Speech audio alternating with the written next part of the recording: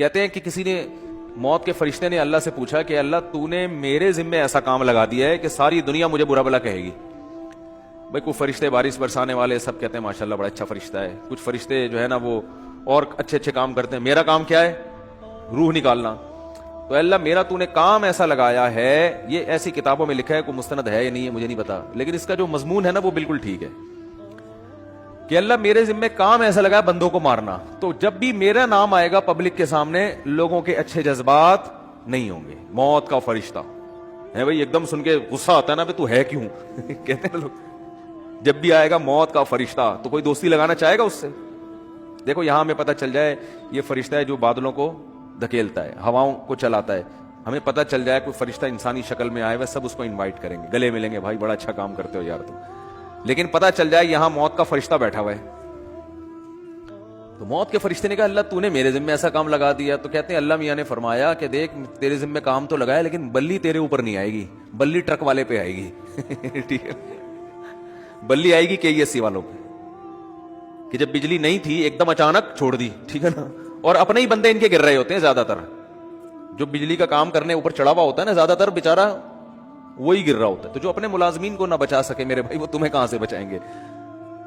تو اللہ نے فرمایا کہ اس طریقے سے لوگوں کو موت دوں گا, کوئی نہ کوئی اس کا ظاہری سبب ہوگا, وہ سبب ہوگا, لوگ اس سبب کی طرف نسبت کریں گے, یہ کرونا سے مرا ہے. لوگ یہ تھوڑی دیکھیں کہ کرونا لانے والا کون ہے, اللہ ہے. اللہ کو اختیارات ہیں, وہ آج ایک بیماری ختم ہوئی ہے کل دوسری لے آئے, کل پرسوں تیسری لے. آپ ویکسین بناتے رہو, کس نے منع کیا ہے آپ کو؟ آپ وہ کرو جو آپ کر سکتے ہو, اللہ وہ کرے گا جو وہ کر سکتا ہے. اور کن کن حادثات سے بچو گے, زلزلے آ جائیں گے, زلزلے کی کوئی ویکسین ہے؟ زلزلے کی تو کوئی ویکسین نہیں ہے بھائی, جب کوئی دیوار گرے گی تو مرو گے. اور جو اتنے ترقی یافتہ کنٹریز ہیں زلزلوں سے نہیں بچا سکتے اپنے آپ کو, وہ زلزلہ پروف عمارتیں بنا دی جو جھولتی رہتی ہیں, لیکن وہ بھی ایک حد تک, اس سے زیادہ تیز جھٹکا آیا تو وہ بھی گرے گی.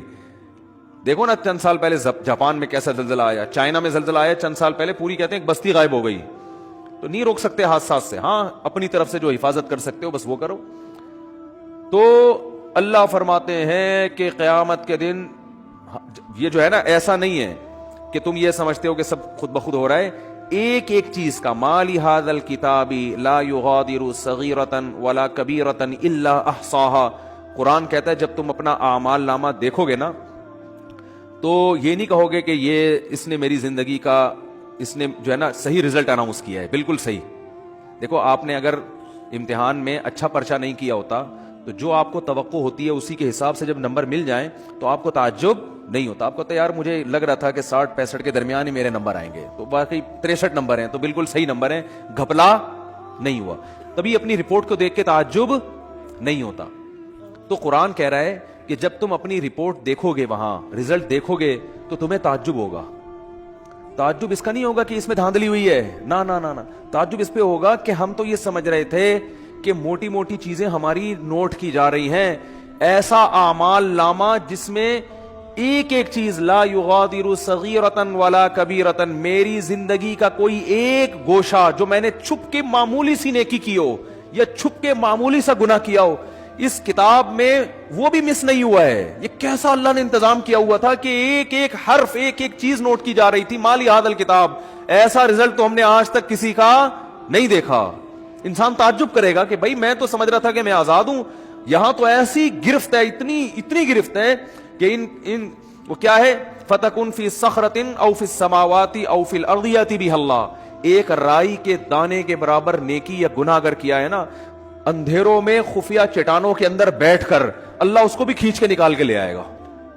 ایسا انتظام ہے. دیکھو کافر کہتا ہے بالکل بھی انتظام نہیں ہے, اللہ کہتا ہے ایک ایک چیز نوٹ کی جا رہی ہے. ما یلفظ من قول الا لدیہ رقیب عتید. کیا الفاظ ہیں قرآن کے. قرآن کہتا ہے تم جو زبان سے الفاظ پھینکتے ہو نا, لفظ یلفظ کا معنی ہوتا ہے عربی میں پھینکنا. یہ وہ والا پھینکنا نہیں جو ہم کو پھینکو کہتے ہیں. یہ جو الفاظ ہم زبان سے نکالتے ہیں تو یہ نکل کے ہوا میں تحلیل ہو رہے ہیں نا. تو قرآن کہہ رہے جو کچھ زبان سے نکل کے ہوا میں جا رہا ہے یہ غائب نہیں ہو رہا. لدینا رقیب, ایک رقیب, رقیب کسے کہتے ہیں, نگرانی کرنے والا. جیسے کوئی خفیہ ایجنسی کا آدمی دیکھ رہا ہو, ٹریس کر رہا ہو بندہ جا کہاں رہا ہے. یہ CID والے چیک کر رہے ہوتے ہیں نا چور کو. بھائی CID والوں نے کسی بندے کو پکڑنا ہے اور بندہ بڑا پاورفل ہے تو پہلے ریکی ہوتی ہے, یہ بندہ صبح نکلتا کہاں سے جاتا, ایک ایک چیز نوٹ کی جاتی ہے اس کی. تو رقیب اس کو کہتے ہیں, رقیب, جو ہر وقت تمہارے مراقبے میں ہے. آپ نے دیکھا ہوگا نا مراقبہ سینٹر کھلے ہوئے ہیں, اس میں بیٹھے ہوتے ہیں مسٹنڈوں کی طرح یوں یوں کر کے نا غور کر رہے ہوتے ہیں, وہ پتہ نہیں کیا کر رہے ہوتے ہیں.